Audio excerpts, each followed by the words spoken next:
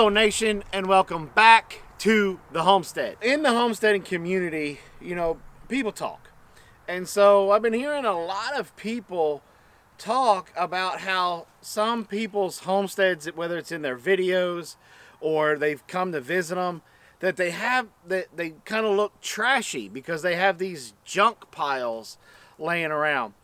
And I wanted to talk to you guys today about the importance of a junk pile. John Seymour, in his book, The Self-Sufficient Life and How to Live It, said that the trash man should never visit a self-reliant, self-sufficient homestead.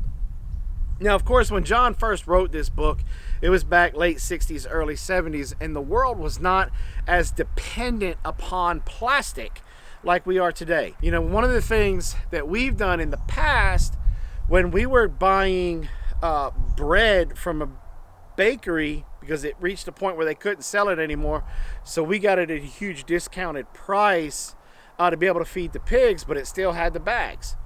Well, we would take our junk mail and we would shred it, put it in those bags, and then I used that to insulate my trapping shed.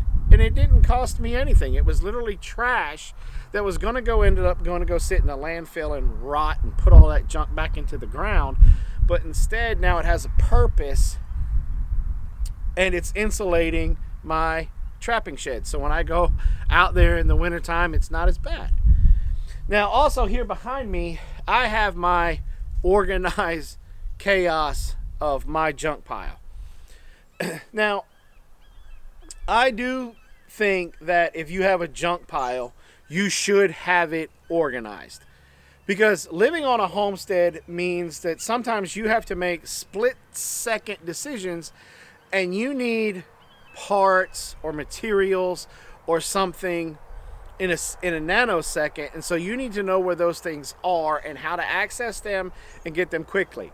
And so that's why I have my quote-unquote junk pile kind of set up the way that I do. Now, the stuff that's in my junk pile is materials that we've used in previous projects, and that it's, in my opinion, it was still good to go. It still had some use, and so it'll sit right there, especially like a lot of that tin roof will sit there until I need to make another coop, or I need to make a lean-to real fast because, animal decided to have a baby in a location, and all of a sudden we got some bad weather coming in, so I wanted to make a lean-to real fast, and I couldn't get them to where they were supposed to be. Sometimes that kind of stuff happens. We have sinks. You can never go wrong by, in my opinion, keeping sinks. We got a lot of these sinks from when Robin was working in the granite industry, and they were just going to throw them away and they were going to sit in the landfill. Well, I knew I had projects, outdoor kitchen, a fish cleaning spot, different things that I was going to need sinks. I'd love to be able to get a sink in my shop here. So we took them, and they'll sit here. So instead of sitting in a landfill, they're sitting on a pallet, nice and organized at my place. We found a lot of things on this property that people just threw into the woods to discard. A lot of concrete blocks, a lot of cinder blocks that we have over there. And so we have these junk piles, and every homestead has these junk piles for that particular purpose. This lifestyle's not cheap. Stuff gets expensive. Animals gets expensive. Livestock housing gets expensive.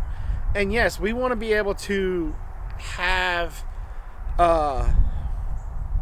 coops and tractors that are not only functional but are somewhat pleasing to the eye. But at the end of the day, functionality is more important than trying to get into a magazine or the beauty of it. And so these junk piles are our savings account. They're our gold mine for when we have different projects or different scenarios that show up on a homestead that we don't have to spend the time to go get the materials. We have them here on our homestead.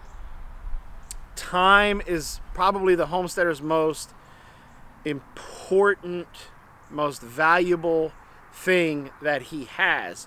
And so by keeping materials in an organized chaos like behind me saves me the hour that I give up just driving to the nearest hardware store. So I just wanted to talk about that and share my opinion about the junk pile, because there was a lot of negativity going around circling that topic, and honestly I feel that the quote unquote the junk pile is probably one of the biggest and probably most important tools that your self-reliant homesteader has in their toolbox. So I hope that kind of helps clear the air a little bit when it comes around to the negativity to the homestead junk pile. I hope that kind of brings to light the reasons why us homesteaders, we have this junk pile on our homestead. So if you guys like this video and recycling and upcycling is kind of your thing and you want to get some more ideas, hey, check out this video to see what Carol did with some 2-liter bottles. Thanks for coming by the Big Bear Homestead. God bless, and have a nice day.